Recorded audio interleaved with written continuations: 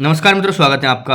पिछले सत्र में हम जान रहे थे भारतीय भाषा परिवार का वर्गीकरण, यानी भाषा परिवार कौन कौन से थे और उसके अंतर्गत हमने भारतीय भाषाएं कौन से परिवार में आती है ये भी जान लिया था। और आर्य भाषाएं जो है वही हमारी भारतीय भाषाएं हैं। और ये आर्य भाषाएं 3 प्रकार से बांटी जाती है, ये हम जान रहे थे: प्राचीन, मध्य और आधुनिक। अगर प्राचीन भाषाओं की बात करें तो 2000 ईस्वी पूर्व से 500 ईस्वी पूर्व तक का समय इनको माना जाता है। वैदिक संस्कृत यानी वैदिकी 2000 ईस्वी से 800 ईस्वी तक, और दूसरी है संस्कृत अथवा लौकिक संस्कृत 800 ईस्वी पूर्व से 500 ईस्वी पूर्व तक, है ना। ये नोट डाउन करने का विषय है। यहाँ से आप देखिए, ये बहुत महत्वपूर्ण चल रही है लाइन, ये मान लीजिए आप इसका स्क्रीनशॉट वगैरह लेते रहिए आप। आगे देखिए, मध्यकालीन आर्य भाषाएं जो आपकी है 500 ईस्वी पूर्व से 1000 ईस्वी पूर्व तक आपकी मानी जाती है। ईस्वी तक, पूर्व नहीं, 500 ईस्वी पूर्व से 1000 ईस्वी तक। पाली, प्राकृत, अपभ्रंश 3 प्रकार की मध्यकालीन आर्य भाषाएं हैं। 500 ईस्वी से 1 ईस्वी तक आपकी पाली, और 1 ईस्वी से 500 ईस्वी तक आपकी प्राकृत, और 500 से 1000 ईस्वी तक आपकी अपभ्रंश। और आगे आधुनिक भाषा में जो आती है आपकी वो हिंदी आ जाती है। आधुनिक आर्य भाषाएं 1000 से अब तक वो हिंदी है ना। प्राचीन आर्य भाषाएं, अभी इनको अलग अलग करके बताया गया है यहाँ पर लेखक के द्वारा। वैदिक संस्कृत प्राचीन भारतीय आर्य भाषाओं का प्राचीनतम नमूना है, ठीक है। वैदिक साहित्य में दिखाई देता है वैदिक साहित्य का सृजन। वैदिक संस्कृत को वैदिकी, वैदिक छंदस्य आदि भी कहा जाता है। वैदिकी को 3 भागों में वर्गीकृत किया जा सकता है: संहिता, ब्राह्मण, उपनिषद। संहिता में ऋक् संहिता, यजु संहिता, साम संहिता एवं अथर्व संहिता आते हैं। महत्व की दृष्टि से प्रधान ऋक् संहिता है। ऋक् का शाब्दिक अर्थ है स्तुति करना। ऋग्वेद में 10 मंडल, 1028 सूक्त और 10,580 ऋचाएँ हैं। इसमें सूक्त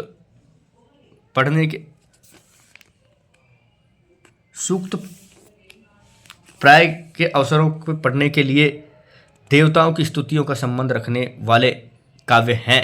यजु संहिताओं में यज्ञों के कर्मकांड,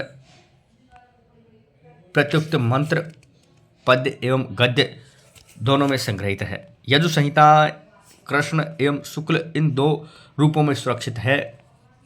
कृष्ण संहिता में मंत्र भाग एवं गद्य में व्याख्या साथ साथ संकलित किए गए हैं। शुक्ल यजुर्वेद में केवल मंत्र भाग संग्रहित है। सामवेद में सोम यांगों के साथ साथ गाए जाने वाले सूक्तों को गेय पदों के रूप में सजाया गया है। केवल 75 मंत्र ही मौलिक है, शेष ऋग्वेद के लिए गए हैं। अथर्ववेद संहिता जन सामान्य में प्रचलित मंत्र तंत्र टोटकियों का संकलन है। ब्राह्मण भाग में कर्मकांड की व्याख्या की गई है। प्रत्येक संहिता के अंत में ब्राह्मण ग्रंथ है। ऋग्वेद का ऐतरेय ब्राह्मण, सामवेद का तांडव, अथर्व का ब्राह्मण, शुक्ल यजुर्वेद का शतपथ, कृष्ण यजुर्वेद का तैत्तरीय ब्राह्मण महत्वपूर्ण है। ब्राह्मण ग्रंथ के परिशिष्ट या अंतिम भाग उपनिषदों के नाम से प्रसिद्ध हैं। वैदिक मनीषियों के आध्यात्मिक एवं पारमार्थिक चिंतन के दर्शन होते हैं।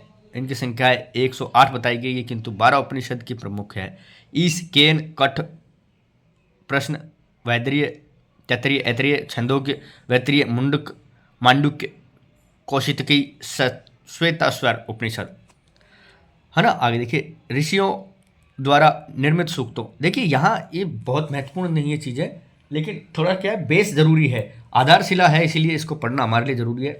इसमें से कोई 1-2 चीज़ आ जाती है आपकी, वो भी बड़ी परीक्षा में आती है, नहीं इतनी ज़्यादा आती नहीं है। इसको आप एक तरह से श्रृंखला में मान करके पढ़ें। ऋषियों द्वारा निर्मित सूक्त दीर्घ काल तक श्रुति परंपरा में ऋषियों परिवारों में रखे जाते हैं, परंतु सैन्य बोलचाल की भाषा में सूक्तों की भाषा साहित्यिकता की भिन्नता बढ़ती गई। सूक्तों के प्राचीन रूप से को सुरक्षित करने के लिए प्रत्येक पद को संधि रहित अवस्था में अलग अलग पद पाठ बनाया गया। पाठ से संहिता पाठ बनाने के नियम निर्दिष्ट किए गए हैं। इस प्रकार वेद शाखाओं के प्रतिशाखाओं की रचनाएं हुई। वेद की 1130 शाखाएं मानी गई है। वर्तमान में 6 प्रतिशाख्य ग्रंथ ही उपलब्ध हैं। शौनक, कृत्य, प्रतिशाख्य कात्यायन, शकुल यजुर्वेद प्रतिकायन, तैत्तिरीय संहिता, तैत्तिरीय प्रतिशाखा, मैत्रिणी संहिता, मैत्रिणी प्रतिशाखा, कृष्ण यजुर्वेद के प्रतिशाख्य, सामवेद का पुष्प सूक्त, अथर्ववेद का शौनकृत, अथर्ववेद प्रतिशाख्यों के अपनी अपनी शाखा के संबंध में वर्ण विचार उच्चारण आदि पर विस्तार से प्रकाश डाला गया है। ये ग्रंथ वैदिक काल के सैद्धांतिक एवं प्रायोगिक ध्वनि विज्ञान के ग्रंथ है। देखिए मैं इतनी जल्दी इसीलिए पढ़ रहा हूँ क्योंकि ये महत्वपूर्ण इतने हैं नहीं है। अगर आपको वैदिक साहित्य में इंटरेस्ट है या संस्कृत में या अंदर हमारे इतिहास में घुसने का इंटरेस्ट है तो आप थोड़ा अलग ग्रंथ पढ़ें, इसमें इतने ज़्यादा नहीं बताया गया। इनका भी उद्देश्य इतना है कि थोड़ा पृष्ठभूमि से आगे चले। वैदिक संस्कृत ध्वनियाँ, doctor Dhirendra Verma, doctor Udaynarayan Tiwari, doctor Kapil Dev Dwivedi प्रतिभूति विद्वानों ने वैदिक ध्वनियों की संख्या 52 मानी है। इनमें 13 स्वर और 39 व्यंजन है। ये थोड़ी महत्वपूर्ण बात है क्योंकि हिंदी का भी यहीं से लिया गया है। डॉक्टर हरदेव बहारी ने वैदिक स्वरों की संख्या 14 मानी। वैदिक ध्वनियों का वर्गीकरण निम्न प्रकार से किया है। वैदिक संख्या 13 है और मूल स्वर है ए आ ई उ री री री री, री बड़ा भी है।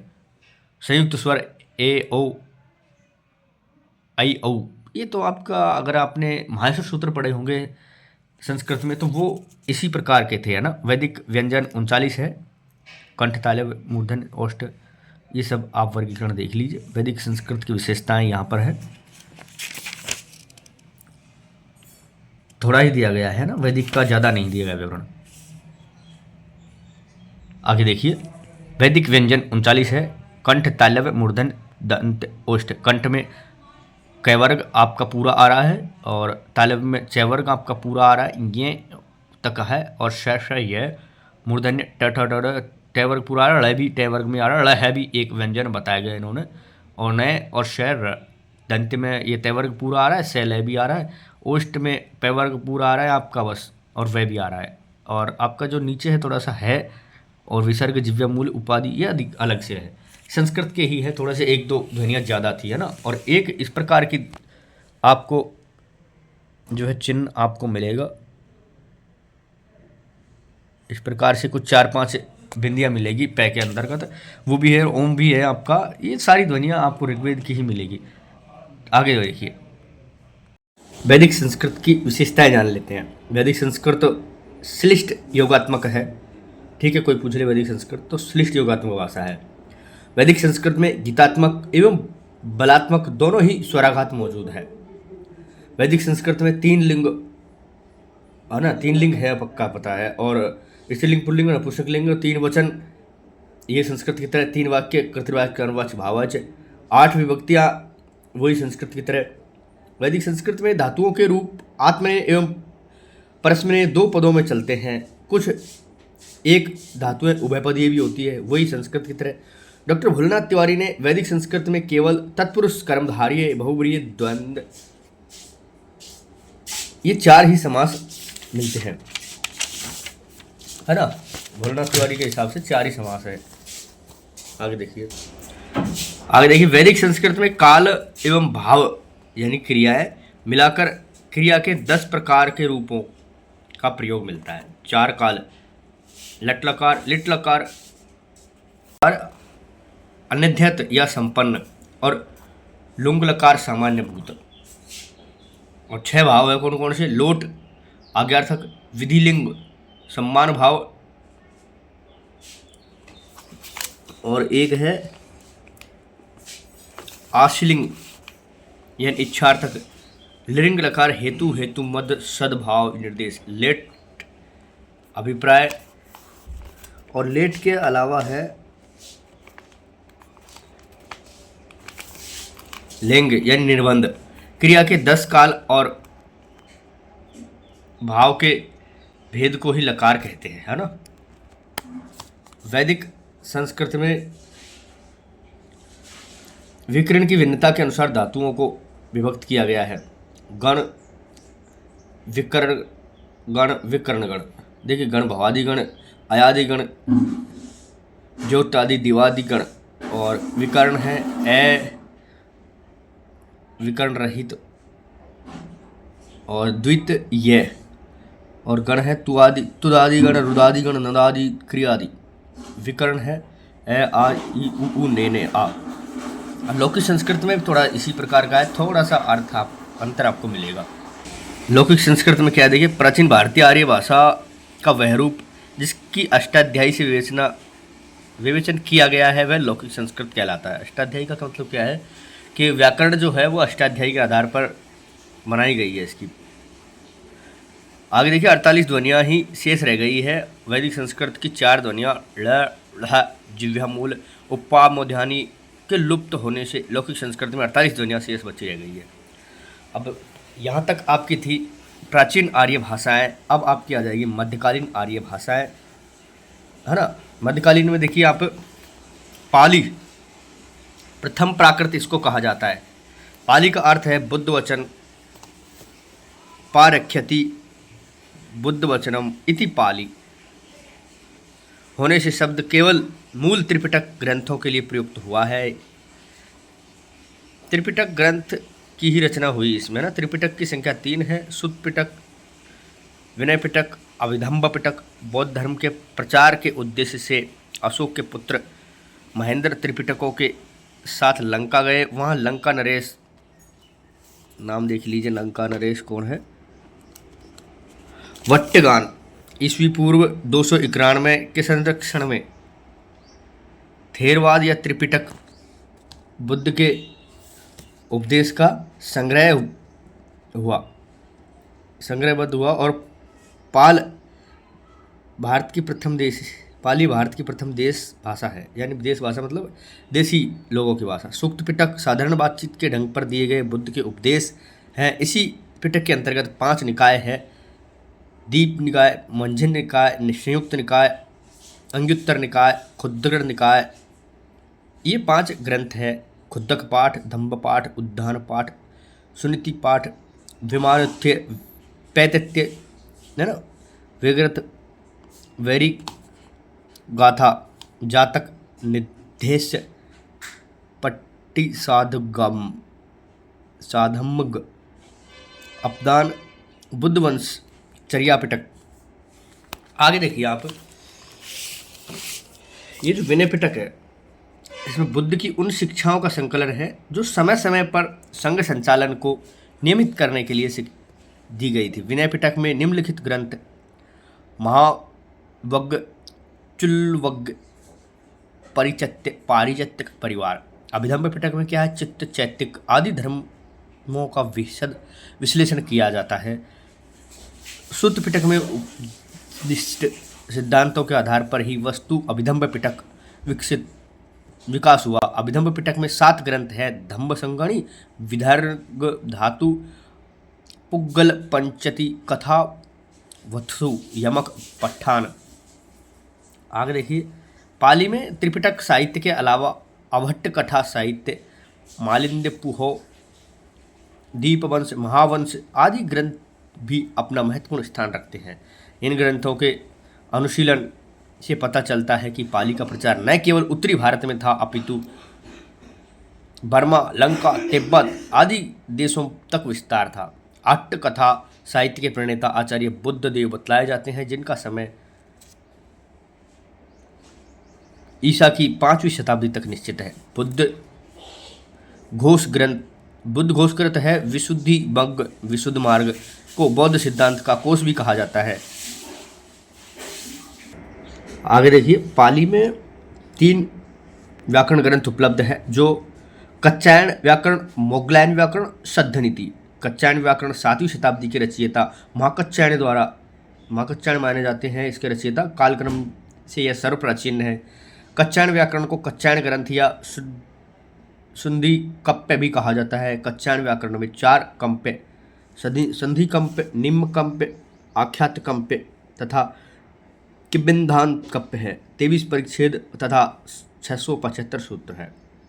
मोगलायन व्याकरण के रचयिता मोगलायन है। इन्होंने ही इस पर वृत्ति और पंचिका लिखी, यानी इनके जो आलोचना वगैरह होते हैं ना वो। मोगलायन श्रीलंका के अनुराधरपुर के तूफाराम बिहार में रहते थे। वे अपने समय के संधराज थे। संधराज का मतलब यहाँ पर व्याकरण शास्त्री वगैरह होता हुआ कुछ, है ना। मोगलायन व्याकरण पाली व्याकरण में पूर्णतः गंभीर में सर्वश्रेष्ठ व्याकरण है। इस व्याकरण में 817 सूत्र है। सद्य नीति व्याकरण 1154 ईस्वी के रचयिता बर्मी भिक्षु अंगवंश थे, बर्मा के है ना, ये अंग पंडित तृतीय भी कहलाए। सद्य नीति व्याकरण में 3 भाग पद्ममाला, धातुमाला, सूत्रमाला, 27 अध्याय तथा 1391 सूत्रों में निबद्ध है। विभिन्न विद्वानों तथा पाली शब्द की उत्पत्ति विद्वानों द्वारा पाली शब्द की उत्पत्ति निम्नलिखित ढंग से बताई गई है। अब पाली बाद में दिया है इन्होंने, कोई बात नहीं है, पहले पाली के व्याकरण वगैरह सब देख ली, फिर अब पाली शब्द को देख लेंगे।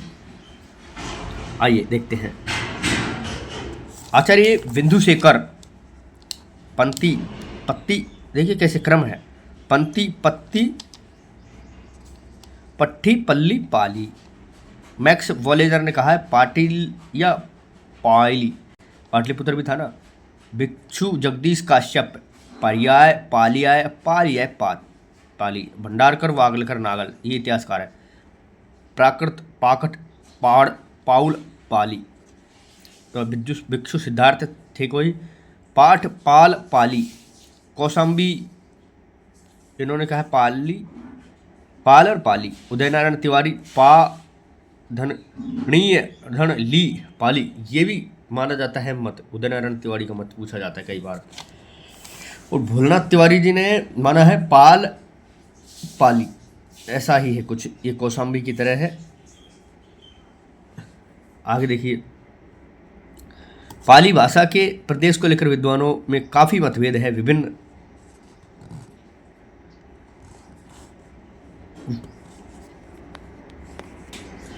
विद्वानों द्वारा वर्णित पाली भाषा का प्रदेश निम्नांकित है। पाली कहाँ तक फैली हुई थी, ये तो अभी हमने चर्चा की थी। और देखिए कहाँ तक फैली हुई थी, लंकाई बौद्ध या चारसल मगध तक, है ना। वेस्टगार्ड कहते हैं स्टेनोकोनो, वेस्टगार्ड तथा स्टेनोकोनो कहते हैं उज्जैन या विंध्य प्रदेश। और ग्रियर्सन, जार्ज ग्रियर्सन और राहुल सांस्कृत्यायन कहते हैं मगध। ऑल्टेड वर्ग कालिंग कहते हैं रिज डेंगविन कोलस। सुनीत कुमार चटर्जी, देखिए ये अंग्रेजों का कोई खास नहीं पूछता है आपसे, ये ग्रियर्सन का पूछ लेगा बस। सुनीत कुमार चटर्जी का पूछ सकता है, देवेंद्र नाथ शर्मा का पूछ लिया कई बार। उदय नारायण तिवारी कहते हैं मध्य प्रदेश की, और देवेंद्र नाथ कहते हैं मथुरा के आसपास का भूभाग। ये तो शॉर्ट से नहीं है, लेकिन पाली कह देते हैं लोग वहाँ। मध्य देश की बोली सुनीत कुमार चटर्जी मानते हैं। आगे देखिए, सर्वसम्मति से विद्वानों ने पाली का भाषा प्रदेश मध्य प्रदेश की बोली स्वीकार किया, मतलब मध्य प्रदेश ही पाली का क्षेत्र है। पाली की वर्णित संगठना या ध्वनियाँ कैसी है पाली, मतलब पाली के प्रसिद्ध वैयाकरण कच्चायन के अनुसार 41 ध्वनियाँ हैं। मोगलायन के अनुसार पाली में 43 है, मोगलायन के अनुसार, कच्चायन के अनुसार 41 है, मतलब आसपास ही है। कच्चायन के अनुसार पाली में 8 स्वर और 33 व्यंजन होते हैं तथा मोगलायन के अनुसार 10 स्वर और 33 व्यंजन होते हैं। पाली में वर्णों का वर्गीकरण निम्न ढंग से किया जाता है। अभी आपको देखिए कहीं लिखा हुआ मिल जाए तो आप देख लीजिएगा। पाली में ऋस्व कौन कौन से हैं, ए ई उ, और ये ए में मात्रा लगी हुई है आपकी ओ की तरह, ए यू और ओ। दीर्घ है आ ई उ ए औ। व्यंजन कौन से हैं, कैवर्ग टेवर्ग, कैवर्ग चैवर्ग टेवर्ग, वही पैवर्ग और तैवर्ग, ये सब कुछ वही है। येरलव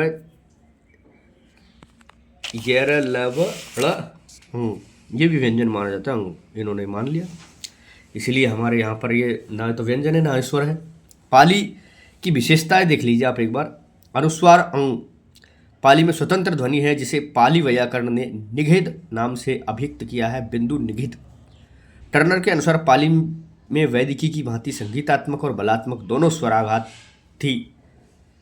ग्रियर्सन तथा भोलनाथ तिवारी ने क्या किया, पाली में बलात्मक स्वराघात माने, जबकि जूल ब्लॉक किसी भी स्वराघात को नहीं स्वीकार करते हैं।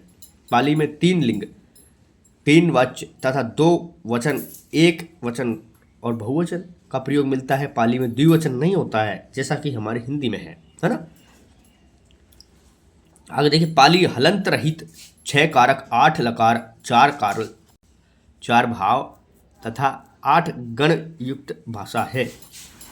प्रथम प्राकृत पाली के अंतर्गत अभिलेखी प्राकृत या शिलालेखी प्राकृत और आता है अलग से। इसके अधिकांश लेख शिला पर अंकित होने के कारण इसकी संज्ञा शिलालेख ही प्राकृत हुई। और दूसरी बात है कि प्राकृत द्वितीय प्राकृत कौन सी थी, आइए जानते हैं। द्वितीय प्राकृत जो हमारी अपभ्रंश है उसी को द्वितीय प्राकृत कहा जाता है। आगे देखिए। अच्छा, द्वितीय प्राकृत प्राकृत है और पहली प्राकृत पाली है, ठीक है। द्वितीय प्राकृत मध्यकालीन आर्य भाषा को प्राकृत भी कहा गया है। प्राकृत की व्युत्पत्ति के संबंध में दो मत प्रचलित है। प्राकृत प्राचीनतम जनभाषा है, एक तो ये मत है। दूसरा है प्राकृत की उत्पत्ति संस्कृत से हुई। तो संस्कृत से हुई है, तो बीच में पाली आ गई, लेकिन प्राकृत अपनी पृष्ठभूमि में चलती रही होगी, कोई बात नहीं। आगे देखिए कौन कौन से मत है। प्राचीन वाला मत देख लीजिए। प्राकृत प्राचीनतम प्रचलित जनभाषा है। नेमि साधु ने इसका निर्वचन करते हुए लिखा है, प्राक पूर्व प्रकृतम प्राकृतम, अर्थात प्राकृत शब्द से इसका निर्माण हुआ है, जिसका अर्थ है पहले से बनी हुई। जो भाषा मूल से चली आ रही है उसका नाम प्राकृत है। नाम प्रकृते आगंतम प्राकृतम। नमी साधु के अनुसार काव्य अलंकार की टीका में लिखा है, प्राकृतेति सकल जगजंतु नाम व्याकरणादि मेन हाथ संस्कारे सहजो वचन व्यापार प्रकृति तत्र भव सेव प्राकृत, सेव व प्राकृत, है ना। आगे देखिए, अर्थात सकल जगत की जंतुओं प्राणियों के व्याकरण आदि संस्कारों से रहित सहज वचन व्याकरण को ही प्राकृति कहते हैं। उसमें उत्पत्त वही प्राकृत है। वाक्यपत्ति ने कहा है, गौ और बढ़ो लिखा है। क्या लिखा है, शैलाओं इम वायम विमति एतो णे वायो एति समुद्र चिनेति साय चोच्यम चलाई। अर्थात जिस प्रकार जल सागर में प्रवेश करता है और वहीं से निकलता है, उसी प्रकार समस्त भाषाएं प्राकृत से ही प्रवेश करती है और प्राकृत से ही निकलती है। अच्छा भैया, सब भाषाओं का मूल बताया प्राकृत को। प्राकृत की उत्पत्ति संस्कृत से हुई, इस मत की पुष्टि करने वाले विद्वान निम्नलिखित है। प्रकृति संस्कृत तंत्र भवम तत्र आवगंतम प्राकृतम, अर्थात प्रकृति या मूल संस्कृत से जो आगत है वही प्राकृत है। ये हेमचंद्र जी कहते हैं। प्राकृत के बहुत बड़े विद्वान माने जाते हैं हेमचंद्र जी भी। प्रकृति संस्कृतम तत्र भवम प्राकृते, अर्थात प्रकृति या मूल से जो उत्पन्न भाषा को प्राकृत कहते हैं। प्राकृत सर्वस्व मार्कंडेय। प्राकृतस्य सर्वमेव संस्कृत योनि, अर्थात प्राकृत की जननी प्राकृत संजीवनी वासुदेव कहते हैं ना। प्राकृत की जननी संस्कृत है। प्रकृते संस्कृतायन विकृति प्राकृति मता, संस्कृत की अंग ही संस्कृत की विकृति ही प्राकृत है ना। ये षड भाषा चंद्रिका लक्ष्मीधर जी के द्वारा जो लिखी है उसमें है। प्रकृति संस्कृतात आगंतम प्राकृत, प्रकृति संस्कृत से आगत है, सिंह देवमणि कहते हैं।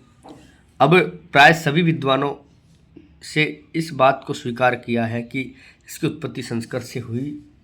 द्वितीय प्राकृत को साहित्यिक प्राकृत भी कहा जाता है। प्राकृत भाषाओं में सर्वप्रथम भरतमुनि ने नाट्यशास्त्र में विचार किया। भरतमुनि ने अपने नाट्यशास्त्र में प्रमुख 8 प्राकृत तथा 7 गौणीय विभाषाओं की चर्चा की। देखिए कौन कौन सी है। मागधी प्राकृत देख लीजिए एक बार। प्राकृत है मागधी, अवंतिजा, प्राच्य सूरसेनी यानी सौरसेनी, अब अर्धमागधी, बाललिहिक, दक्षिणायत महाराष्ट्री, है ना। अब देखिए गौण विभाषा कौन कौन सी है। साबरी, अभीरी, चंडाली, सच्री, द्रविड़, उद्रजा, वैनचरी। प्राकृत व्याकरणों ने सर्वप्रथम नाम वरुचि में 7वीं शताब्दी कहा है और वरुचि ने प्राकृत प्रकाश लिखा, उसमें 12 परिच्छेद है। वरुचि के प्राकृत प्रकाश ग्रंथ में प्राकृत के 4 भेद बताए हैं। महाराष्ट्र प्राकृत, पैशाची प्राकृत, मागधी और सौरसेनी। हेमचंद ने अपने ग्रंथ जो है इनका प्राकृत व्याकरण के नाम से है। हेमचंद ने अपने प्रसिद्ध ग्रंथ प्राकृत व्याकरण में प्राकृत भाषा के 3 भेदों पर चर्चा की है ना, जो निम्न है। आरसी यानी अर्धमागधी, चूलिका पैसाची और अपभ्रंश के लिए भट्टी के समान एक द्व्याश्रय काव्य की भी रचना की। हेमचंद की चूलिका पैसाची को ही आचार्य दंडी ने भूत भाषा कहा है। देखिए, महाराष्ट्री को प्राकृत व्याकरणों ने आदर्श, परिनिष्ठित तथा मानक प्राकृत माना है। इस प्राकृत का मूल स्थान महाराष्ट्र है। आगे डॉक्टर हॉर्लर के अनुसार महाराष्ट्री का अर्थ है महान राष्ट्र की भाषा। महान राष्ट्र के अंतर्गत राजपूताना तथा मध्य प्रदेश आदि आते थे। शाबाश, हम महाराष्ट्र मानते थे, इन्होंने राजपूता आदि कर लिया। डॉक्टर हार्नल कर्नल ने, जॉर्ज ग्रियर्सन तथा जूल ब्लॉक ने महाराष्ट्री प्राकृत को ही मराठी की उत्पत्ति मानी। ठीक है, ध्यान रखिए। भर्तमुनि ने दक्षिणायन, ये प्रश्न आ सकता है आपका, कहीं भी प्राकृत के प्रश्न आ जाते हैं। भर्तमुनि ने दक्षिणायत्य प्राकृत भाषा का भेद महाराष्ट्री के लिए ही किया। अवंती और वाहिक ये दोनों भाषाएं महाराष्ट्री प्राकृत के अंतर्भूत है। डॉक्टर मनमोहन घोष तथा सुकुमार सेन का अभिमत है कि महाराष्ट्री प्राकृत शौरसेनी का ही विकसित रूप है। आचार्य दंडी ने अपने ग्रंथ काव्यादर्श में महाराष्ट्री को सर्वोत्कृष्ट प्राकृत भाषा बतलाया है। महाराष्ट्राश्रयं प्राकृत पृष्ठं प्राकृतं विदु सागर सूक्ति नामा तेन सेतु बंददादियानम। जो भी है संस्कृत और इसकी तरह है, ये समझ कम आती है। आप बस देख लीजिए, कहीं मिल जाए तो वहाँ लिखा हुआ है, ऐसे लिखा हुआ, बस ये ध्यान रखिए। महाराष्ट्री प्राकृत में लिखी गई प्रमुख साहित्यिक कृतियाँ निम्नलिखित है। राजा हाल द्वारा, हाल को तो आपने सुना ही होगा नाम, कृत गाथा सप्तशती और प्रवेशयन कृत रावण वहो यानी सेतुबंध, वाकपति कृत गौड़ वहो गौड़वध, जयवल्लभ कृत वज्जलाकृत, हेमचंद कृत कुमार पाल चरित। शौरसेनी प्राकृत की ओर आ जाते हैं। अब शौरसेनी प्राकृत में से ही चटी हुई है। मूलतः शौरसेन या मथुरा के आसपास। देखिए, अब शौरसेनी प्राकृत का अर्थ है कि आपका अब धीरे धीरे अपभ्रंश की ओर आ रहे हैं और अब हिंदी की ओर आ रहे हैं। तो आप देखते रहिए शौरसेनी प्राकृत क्या है। मूलतः सूरसेन या मथुरा प्रदेश के आसपास की बोली, मध्य प्रदेश की भाषा होने के कारण शौरसेन का बहुत आदर था। ये मध्य देशम विशति से कवि सर्वभाषा निगणा, है ना। डॉक्टर पीलेस के अनुसार इसका विकास दक्षिण में हुआ। देखिए, पीलेस का मैं आपसे कह रहा था कि कहीं न कहीं किसी विद्वान ने चर्चा नहीं की, किसी ने तो की होगी।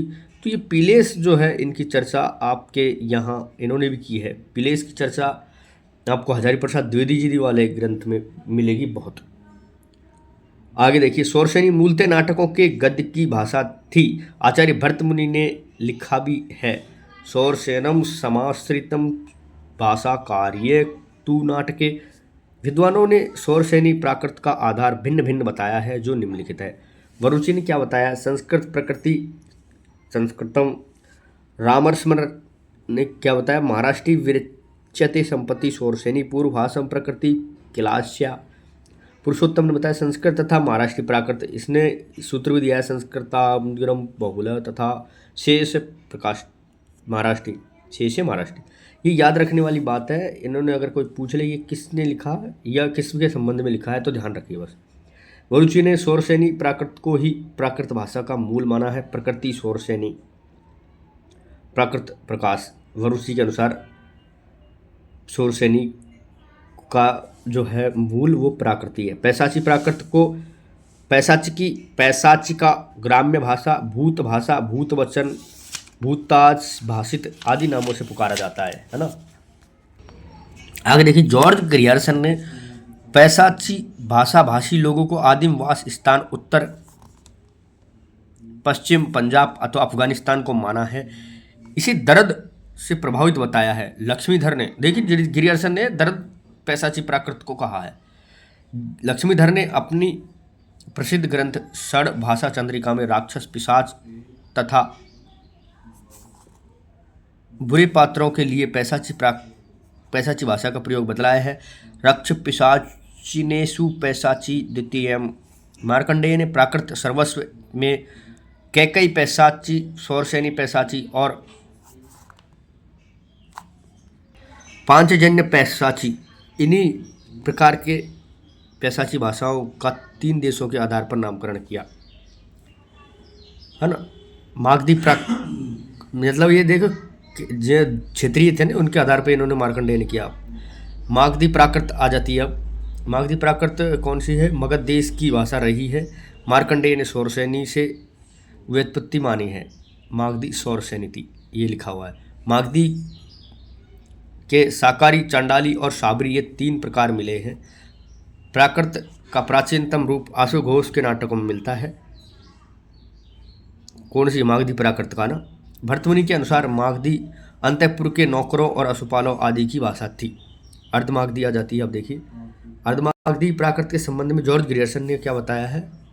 ये मध्य प्रदेश की भाषा है उनके अनुसार, सूरसेन। और आगे देखिए मगध के मध्यवर्ती देश अयोध्या और कौशल आदि की भाषा जो थी अर्धमागधी थी। यानी बुद्ध आदि की भाषा भी यही रही होगी, मतलब बुद्ध से बाद में उनके श्री जिनदा श्रेणी 7वीं शताब्दी ने अपने प्रसिद्ध ग्रंथ निषिहिषत्कृत में अर्धमागधी को मध्य देश के अर्ध प्रदेश की भाषा में निबद्ध होने के कारण अर्धमागधी कहा है। देखिए इन्होंने काल की चर्चा तो यहाँ भी नहीं की इतनी ज़्यादा, क्योंकि समय की चर्चा कोई खास नहीं पूछता, बस मत पूछते हैं किससे उत्पत्ति हुई। भाषाओं का ऊपर नीचे क्रम मिला लिया जाता है, क्योंकि प्राकृत को भी आपके पाली से पहले ही मान लेते हैं कुछ लोग बाग। प्राकृत को मूल बताते हैं ना, संस्कृत के साथ साथ चल रही थी। कुछ अपभ्रंश को भी प्राकृत के साथ की भाषा बताएंगे। देखिए आगे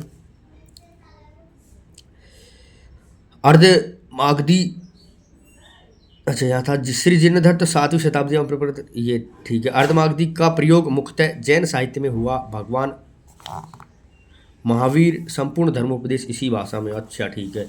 जैनों का अर्धमागधी में था, ठीक है। पाली बुद्धों की थी, ध्यान रखिए। डॉक्टर जैकोवी ने प्राचीन जैन सूत्रों की भाषा को ही प्राचीन महाराष्ट्री कहकर महाराष्ट्री नाम दिया। अच्छा, जैन कवियों ने अर्धमागधी को आरसी, आरवी, ऋषि भाषा, आदि भाषा नाम से भी अभिहित किया। आचार्य विश्वनाथ ने साहित्य दर्पण में अर्धमागधी को चैट, राजपूती आदि भाषा भी कहा। राजपूतों के साथ में सेठों की भाषा भी इसको कहा है ना। अब आप देखिए अपभ्रंश। वैसे तो अपभ्रंश के बारे में बहुत सारी बातें जानेंगे, और जब आप कोई भी ग्रंथ पढ़ेंगे तो अपभ्रंश के बिना हिंदी को पढ़ नहीं पाएंगे। लेकिन यहाँ जब भाषा कोई बता रहे हैं तो धीरे धीरे सभी के हिसाब से अपभ्रंश को बताया। फिर उत्पत्ति को समझाने के लिए इन्होंने ज़्यादा नहीं बताया ना। अपभ्रंश आ गई, इसका मतलब हमारी हिंदी की चर्चा शुरू हो गई। तृतीय प्राकृत अपभ्रंश। अपभ्रंश मध्यकालीन भारतीय आर्य भाषा आधुनिक आर्य भाषाओं के बीच की कड़ी है। क्लियर कहा है इन्होंने। आधुनिक आर्य भाषा में हमारी हिंदी आ जाएगी, है ना। और मध्यकालीन में जो आपकी पाली प्राकृत थी। अब इसलिए विद्वानों ने अपभ्रंश एवं संधिकालीन भाषा कहा है, ठीक है। भर्तृहरि ने वाक्य पदीय के अनुसार सर्वप्रथम व्याडी के संस्कृत के शब्दों से भिन्न संस्कारच्युत भ्रष्ट और अपशब्दों को अशुद्ध शब्दों की बात है, भ्रष्ट और अशुद्ध शब्दों को ही अपभ्रंश की संज्ञा दी। भर्तृहरि ने शब्दा संस्कारहीनो यो गौरीति प्रच्युते तत्तम्भ्रंश मिच्छन्ति शिष्टार्थम निस्वेश्रम। व्याडी की पुस्तक का नाम लक्ष्य श्लेष श्लोकात्मक संग्रह था, जो दुर्भाग्यवश अनुपलब्ध है, ठीक है। अनुपलब्ध है, लेखक के पास भी नहीं है, किसी के पास भी नहीं है, बस इन्होंने अंदाजा कहीं से पढ़ा हुआ है। अपभ्रंश शब्द का सर्वप्रथम प्रमाणिक प्रयोग पतंजलि के महाभाष्य में मिलता है। महाभाष्यकार ने अपभ्रंश का प्रयोग शब्द के समानार्थक के रूप में किया है। भूयोशोह शब्दा अल्पाश्रम शब्दा इति ऐक्यम शब्दस्य वहोपभ्रंशा। अपभ्रंश का ये यहाँ जो अपभ्रंश है ना, ये अपभ्रंश का अय है यहाँ पर, अपभ्रंशा। अपभ्रंश के सबसे प्राचीन उदाहरण भर्तमुनि के नाट्य शास्त्र में मिलते हैं। मैंने आपसे पहले भी कहा था, नाट्य शास्त्र में मिलेंगे उदाहरण। डॉक्टर भोलानाथ तिवारी और डॉक्टर उदयनाथ तिवारी के अनुसार भाषा के अर्थ में अपभ्रंश का शब्द का प्राय सर्वप्रथम प्रयोग चंड 6वीं शताब्दी ने अपने प्राकृत लक्षण ग्रंथ में किया नैलोपमभ्रंशोथोरेप्स्य। रामचंद्र शुक्ल के अनुसार अपभ्रंश का नाम पहल बलवी के राजा धारसेन द्वितीय के शिलालेख में मिलता है, जिसमें अपने पिता गुहसेन विक्रम संवत 650 के पहले को संस्कृत प्राकृत अपभ्रंश तीनों का कवि कहा है। ये आपको रामचंद्र शुक्ल जी वाले जो ग्रंथ है उसमें 3 से 4 पृष्ठ पे ही चर्चा मिल जाएगी। भामह ने काव्यालंकार में अपभ्रंश को संस्कृत और प्राकृत के स्थान के साथ एक उपयोगी भाषा के रूप में वर्णित किया है। संस्कृत प्राकृतम च्यादेशदप्रणस इति द्रासदी, सॉरी देखिए दोबारा, संस्कृतम प्राकृतम चान्नदभ्रंश इति त्रिघाति। आचार्य किशोरदास वाजपेयी जो भी व्याकरण शास्त्री थे, अभी हमारी हिंदी में इनका नाम बहुत महत्वपूर्ण है। नया भाषा कहा है इन्होंने, किशोरदास जी ने। ये पूछा जा सकता है, थोड़ा सा महत्वपूर्ण हो सकता है, क्योंकि आपको अगर कोई पूछ ले नए, क्योंकि पहले बहुत सारे मत पूछे जा चुके हैं, लेकिन इनका मत कभी नहीं पूछा, तो आपको नए वाली भाषा पूछ ले और थोड़ा सा आपको अटपटा लगे, इसलिए वो पूछ लेंगे, तो इसको ध्यान रखिए। आचार्य दंडी ने काव्यादर्श में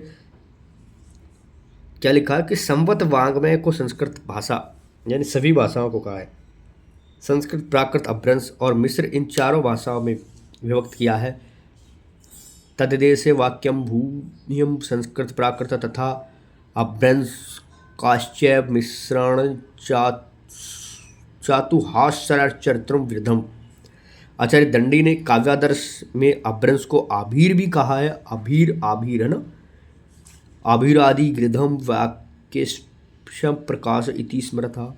अपभ्रंश के विद्वान ने विरष्ट, अभीर, अभ्रंश, अभट्ट, पट्टमंजरी, अभट्ट, ओहट, अवहट आदि नामों से पुकारा है।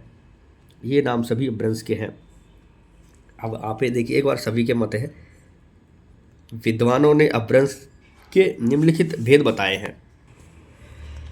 देखिए, नेमी साधु भी कहा जाता है इनको। उपनागर, आभीर, ग्राम्य, मार्कंडेय कहते हैं नागर, उपनागर, प्राचड़, याकोबी कहते हैं पूर्वी, पश्चिमी, दक्षिणी, उत्तरी, तागरे पूर्वी, पश्चिमी, दक्षिणी, और नामवर सिंह अपने जो विद्वान साहब पूर्वी पश्चिमी। सुनीत कुमार चटर्जी ने अपभ्रंश को भारतीय आर्य भाषा के विकास की स्थिति माना।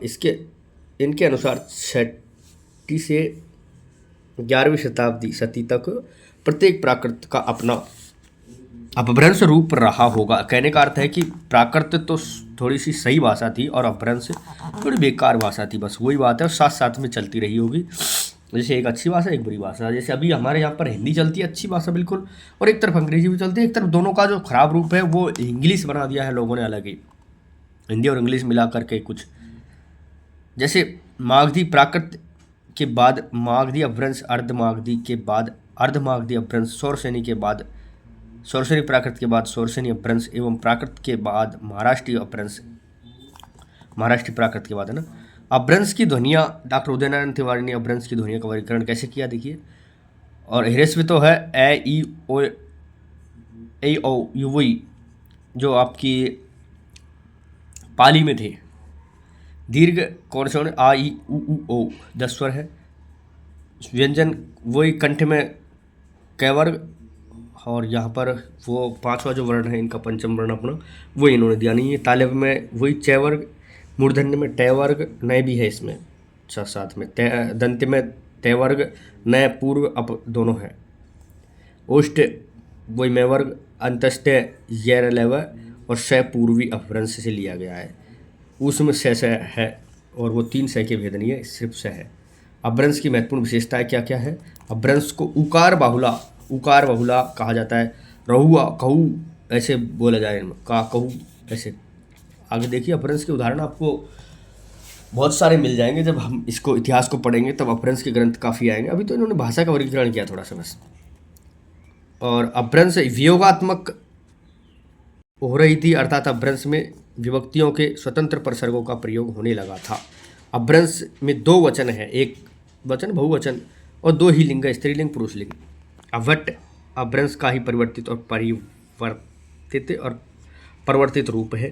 डॉक्टर सुनीत कुमार चटर्जी ने अपभ्रंश और आधुनिक भारतीय आर्य भाषा के बीच की कड़ी अवहट्ट कहा। अवहट्ट शब्द का अपभ्रंश, ये सुनीति कुमार चटर्जी के अनुसार देखिए थोड़ा, अपभ्रंश और आधुनिक भारतीय आर्य भाषा दोनों को अलग अलग माना है इन्होंने, और उनके दोनों के बीच की कड़ी सुनीति कुमार चटर्जी। और कुछ लोग बात कहते हैं कि ये अपभ्रंश अवहट्ट एक है, इसलिए थोड़ा सा महत्वपूर्ण है। अवहट्ट शब्द का प्रयोग सर्वप्रथम ज्योतिषर ठाकुर ने अपने ग्रंथ में किया।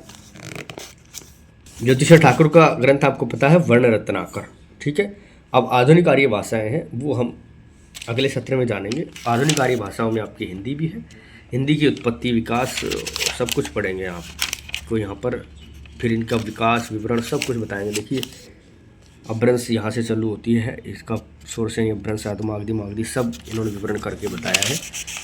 आगे आप जब देखेंगे तब क्लियर समझ में आएगा आपको कि वाकई में हिंदी की उत्पत्ति कहाँ से हुई है, और जो विद्वान बता रहे हैं वो मत और इनका जो मत है वो कितने अलग अलग है। देखिए अगली वीडियो में मिलेंगे, फिलहाल के लिए दीजिए इजाज़त, नमस्कार, धन्यवाद।